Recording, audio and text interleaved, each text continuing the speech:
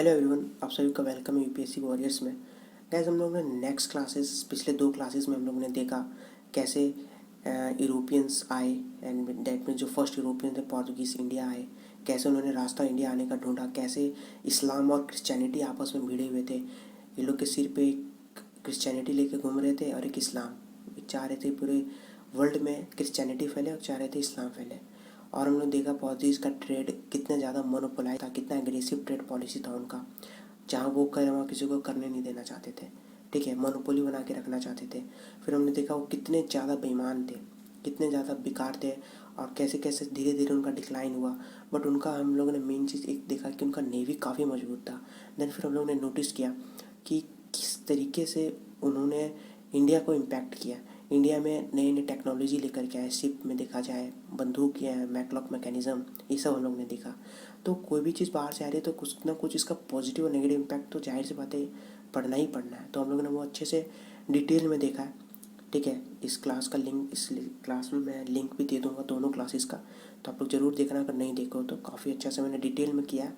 इसको करने के बाद आपको एकदम कोई टेंशन लेने की ज़रूरत नहीं है, अगर मन हो तो बुक पढ़ लेना, ठीक है। तो अब हम लोग देखेंगे कि गाइस हम लोगों ने देखा कि पोर्तुगीज़ का कैसे डिक्लाइन हुआ, ठीक है। एंड पोर्तुगीज़ ने जो रास्ता ढूंढा था वो रास्ता हर लोग को पता चल चुका था। वो जो सी रूट उन्होंने ढूंढा था अब वो सीक्रेट नहीं रह चुका था। अब बाकी कंट्रीज़ भी देख रही है कि लोग काफ़ी पैसा छाप रहे हैं, ठीक है, छाप रहे थे। तो जैसे कि डच हो गए, ब्रिटिशर्स हो गए, फ्रेंच हो गए, सब देख रहे थे। अब इनका भी मन करने लगा कि अब हम भी ईस्ट में जाएं और पैसा छापें, ठीक है। तो उसके बाद जो कंट्री आई थी वो थी डच।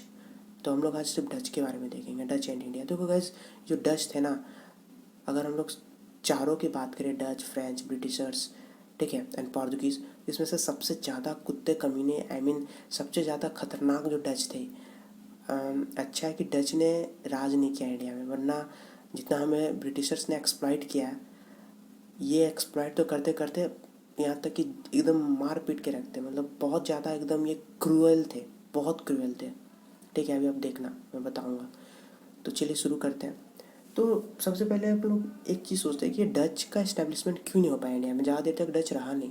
क्यों नहीं रहा? क्योंकि इनका जो फोकस था ना, वो सिर्फ ट्रेड में रहा शुरू से ही।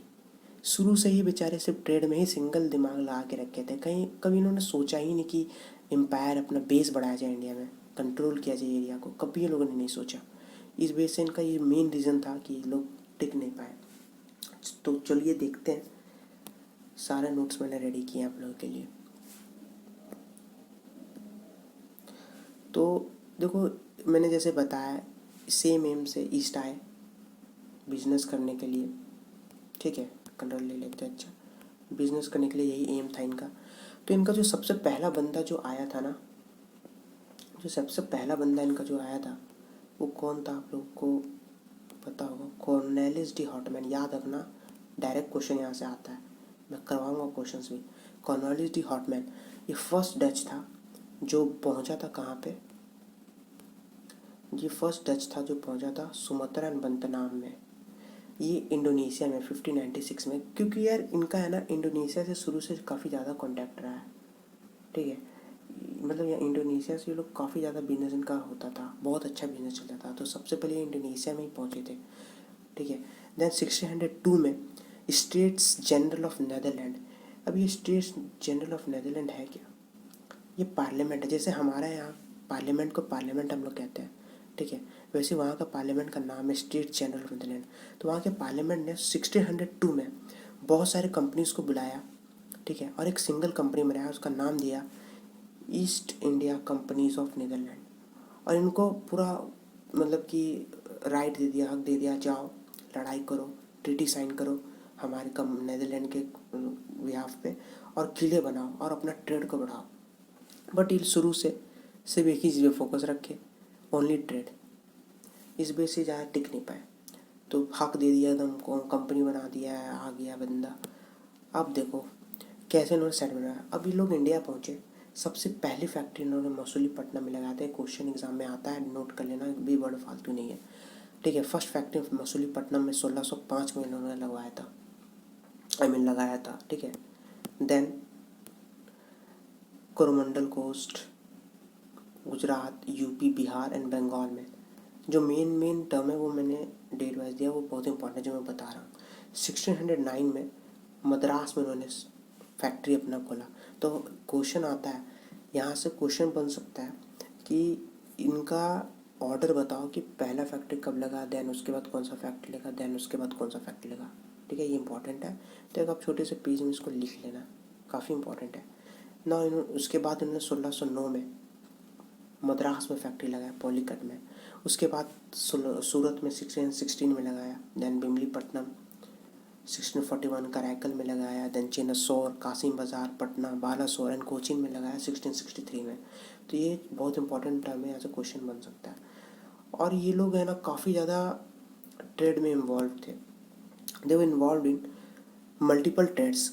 ये लोग क्या क्या चीज़ का ट्रेड करते थे ये भी इम्पोर्टेंट है। जैसे कि आप लोग देख सकते हो साल्ट का मैंने लिखा है, सिल्क, ओपियम, इंडिगो, इन सभी चीज़ों का लोग ट्रेड में शामिल थे, ट्रेड करते थे। और इनका काफ़ी ज़्यादा टसल था, कंपटीशन चल रहा था उस टाइम पे पोर्तुगीज़ और इंग्लिश के बीच, आई मीन ब्रिटिशर्स के बीच। क्योंकि आप पोर्तुगीज़ तो सबसे लास्ट जाने वाले तो ट्रेड कर ही रहे, ठीक है। और इंग्लिश, क्योंकि डच थे बदमाश। देखो क्या किया इन्होंने सबसे पहले डच ने क्या किया, अम्बाना एक जगह का नाम है, आइलैंड है आई मीन, ठीक है। 1623 में इन्होंने क्या किया, बहुत सारे इंग्लिश ट्रेडर्स को मार डाला वहाँ पे, क्योंकि कुछ इंग्लिश ट्रेडर्स यहाँ पे है ना ट्रेड कर रहे थे इनकी जगह पे आकर के, ठीक है। तो इन लोगों ने क्या किया, सीधा उड़ा दिया, मार दिया। उसके बाद ब्रिटिशर्स ने क्या किया, एक एक करके इनका जो जो मेन स्ट्रॉन्ग होल्ड था सब कैप्चर कर लिया, इनका स्ट्रॉन्ग होल्ड सब कैप्चर कर लिया।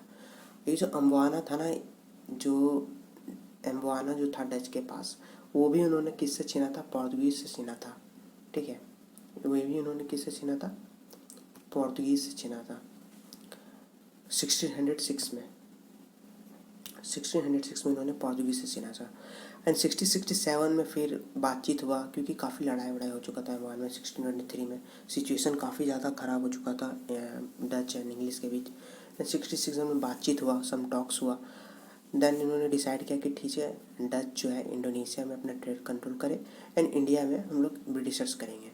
बट उसके बावजूद भी आप लोग देख सकते हो कुछ ना कुछ ट्रेड ये लोग करते रहे, इंडिया से एक्सपोर्ट करते रहे, लाइक स्पाइसेस, जो सबसे मेन चीज़ था, स्पाइसेस का ट्रेड ये लोग करते रहे, छोड़े नहीं बाबू।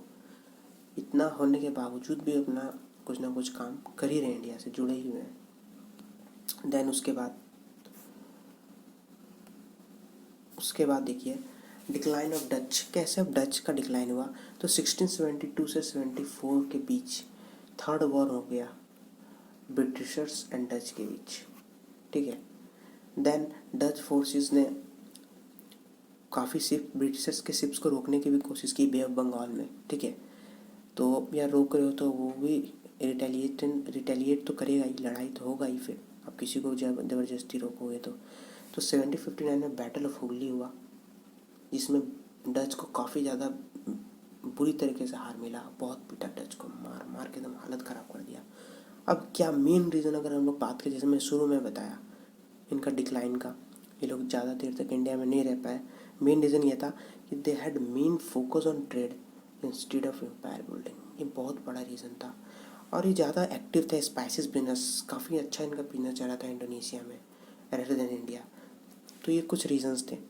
तो गाइस नेक्स्ट लेक्चर में हम लोग ब्रिटिश के बारे में देखेंगे। लेक्चर को ज़्यादा बड़ा नहीं करते हैं।